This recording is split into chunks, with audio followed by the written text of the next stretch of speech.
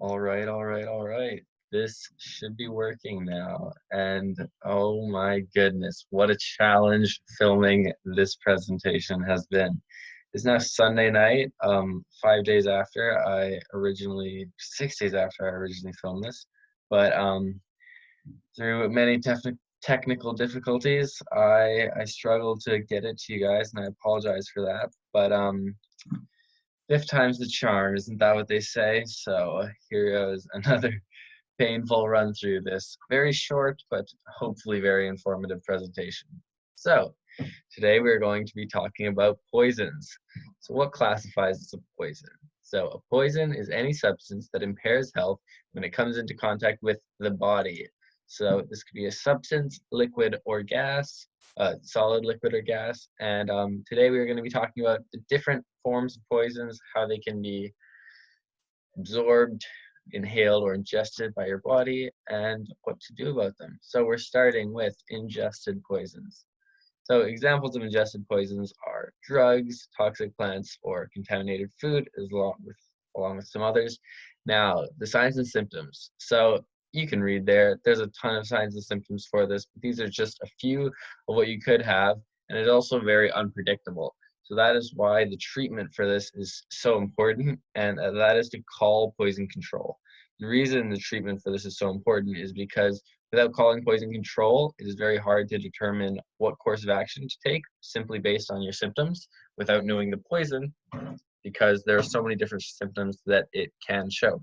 So if you do know what the poison is, you can either look up what best to do about it, or if you do have access to poison control, it is important to call them.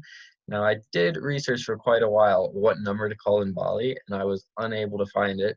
So I'm going to try to follow up with Maddie and Erica and see if they have any ideas on who to call there. I assume it would just be that same health number of 118, but I cannot be held accountable for that. Now, other possible treatments for any poisons you ingest are to induce vomiting. We'll talk a little more about that later. To evacuate the patient if it gets truly severe, which would be taken to a higher level of care. And then activated charcoal has also been known to absorb the toxins that you ingest. So if you do have activated charcoal on you, that is a great way to deal with some of these ingested poisons. Now, that does not mean you should just grab some charcoal out of your fire pit and start eating it. That is not what activated charcoal is, and that's not what you should do. Now you might wonder, why is there a turtle on the screen? But keeping up with the theme of these presentations, I wanted to incorporate animals that were relative to the subject. So I hope none of you know this, because I like to think that we're not a bunch of turtle poachers out there, but the meat in a turtle is actually toxic and could kill a human. Now, this is particularly on the harkback turtle, and I thought that was very interesting. So an example of an ingested poison, the harkback turtle. Who would have known? Moving on, inhaled poisons. So different types of inhaled poisons are carbon monoxide, cyanide gas, mustard gas, which I actually found out is not a gas, but an aerosol liquid. So you may wonder where you come in contact with this. Cyanide gas is usually not something you just randomly come in contact with. It was used during World War II and the Vietnam War, and is a pretty nasty gas. But if you ever do come in contact with it, there are some treatments for it. Now, carbon monoxide, this one is quite a bit more common. It is caused by any combustion in a enclosed space. So this is commonly caused in cars when they break down, especially in cold climates. People crank up the heat to try to keep themselves warm, and slowly they doze off under the effects of carbon monoxide. So the signs and symptoms of inhaled poisons can range from headaches, dizziness, weakness, vomiting, chest pain, confusion. Severe symptoms can include seizures, respiratory failures, and comas, all pretty nasty things. Now, once again, calling poison control is important for understanding what poison you're dealing with if you do inhale something. And there's a distinction between allergies and poisons, and contacting poison control can help you make this distinction, because the treatment is very different when dealing with allergies. That is a topic for another day. Now, the treatment for inhaled poisons, remove them from the contaminated space. This is the most important. You want to get them to fresh air, and that'll immediately start doing the most you can. Now, maintain their airway. You want to make sure that nothing impairs that airway, as it will likely kill them. So maintain a clear airway and administer oxygen if you have it on you, and if not, that is something that will be done at higher care, most likely. But once again, we are not certified under our certification to administer oxygen. Sad face. Now, prevention. So the most important prevention for this in the wild is to keep tents or any other wilderness shelters or vehicles well ventilated while cooking or cook outside of the things, because this will reduce the chance of carbon monoxide building up inside of your enclosed space. And yeah, so the danger with carbon monoxide is, well, I don't know if it's danger. You could look at it as a highlight that people genuinely tend to just get very tired, slowly doze off, and fall into a potential coma, if not just falling asleep and slowly dying. So it's important not to let people start showing symptoms of like fall asleep. Now, moving on to absorbed poisons. So the examples of potential absorbed poisons include pesticide sprays, toxic animals, or certain allergens, although that is not really an absorbed poison. So, oh my goodness, I'm sorry. It's very early in the morning, but I must go back and explain the butterfly. Another reason I put the butterfly on here is this is a monarch butterfly, and they're actually very poisonous creatures. So as well as being poisonous if you ingest them, they have a little powder on their wings. I don't know if you've ever caught a butterfly or found a dead one, where they leave this little residual white powder on your hands. But that powder, if inhaled in large quantities, is actually very toxic, and that is something they use to keep predators away. Just thought I would explain that. Now, back to absorbed poisons. So, pesticide sprays, toxic animals, and allergens. Now, the signs and symptoms of this, they're pretty clear. You can see it on the body: burns, rashes, pain or numbness, redness or irritation to the skin and eyes, and itchiness.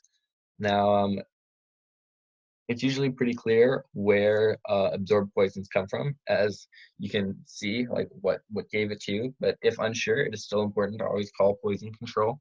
You know, get that second opinion from someone who really knows what they're doing. And I'm sure the poison control in Bali are just experts. But the treatment for absorbed poisons is to, if the poison is dry, brush it off and then rinse thoroughly with water. And you want to, like, thoroughly means thoroughly, like liters and liters of water, as that is just the best way to deal with it without risking any more of your skin or rubbing it in any more. If the poison is wet, you should rinse thoroughly with water and then wash with soap and water. And there are a few exceptions to this wash with water rule, and that is lye and dry lime. So both lye and dry lime react with water and cause a burning sensation. So if encountered, the substance should be brushed off the skin and no water should be used. If anything, just like moist wipe that has some sort of chemical that is not water on it to deal with lye or dry lime. That is something poison control will tell you if you manage to get them on the phone. Now, we're going to talk about what we had back in the ingested poisons, which is inducing vomiting. So, how to induce vomiting? I'm sure some of you have tried this at home for various reasons, but usually tickling the back of your throat will trigger gag reflex and cause you to vomit. The reason I included a picture of a dog below was because dogs commonly vomit when they ingest things they are not supposed to, and that is their natural defense mechanism to poisons. Owls do the same, and here are 8 adorable owl pictures, which commonly vomit for multiple reasons. One, they do it to not let poisons into their body, but they also do it to provide food for their young. Now, there are times you should not induce vomiting, and sadly for epileptic dogs, they do not know about this, so it probably leads to some problems in the epileptic dog community. But you should not induce vomiting if the patient has a seizure disorder. You should also not induce vomiting if the patient has an altered mental status, or the patient has ingested corrosive chemicals, as these can burn the esophagus on the way up. And if they manage to burn and risk the lungs, this can turn into a much bigger problem than we originally had with just the ingested poison. Oh my goodness, I'm really messing up with the animal today. I'm sorry, guys. But moving back to this animal, this is a sea cucumber, another extremely toxic animal that, if not handled correctly, the absorbed poisons that are on the skin, well, no, the poisons that are on the skin of the animal could be absorbed into your body and cause catastrophic itchiness, as well as some more severe consequences, although I haven't been affected by them myself. Now, the prevention when dealing with all types of poisons. So be careful with any chemicals, animals, or plants you encounter. You should always assess the risks before dealing with any of them. And always, always, always heed warnings on cleaning supplies or food products, because they're not just put there to troll you, they are actually quite important. Read dosage instructions on medications carefully, because last thing you want to do is just assume, oh, well, if I'm like 20 times the weight of a baby, I should probably take 20 times as much Benadryl, right? Because I had a friend of mine in Canada who did that, and they wound up in the hospital.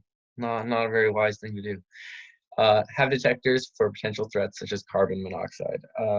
I Most schools that I've been in have this, although Green School doesn't really have walls, so I don't know if it's quite as necessary, but I'm sure you'll see carbon monoxide detectors around in your everyday life if you look carefully for them.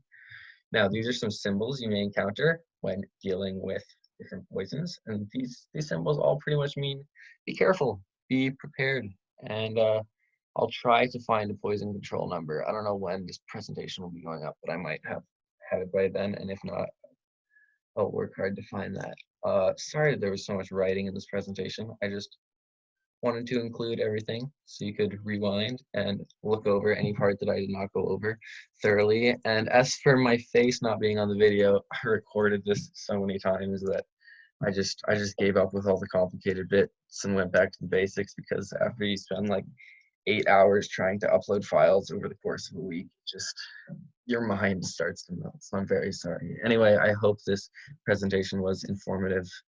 Goodbye, my lovely peers.